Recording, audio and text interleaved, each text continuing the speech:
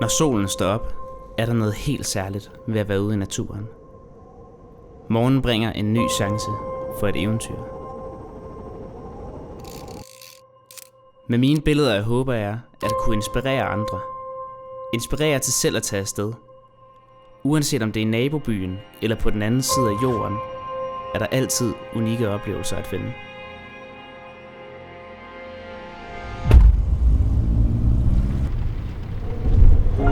Hver tur byder på nye oplevelser, som jeg elsker at forevige.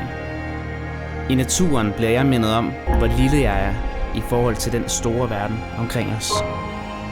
Her er noget, der er større end mig. Mine billeder minder mig om, hvor vigtigt det er at udforske verden. At bryde gamle mønstre og leve et eventyr.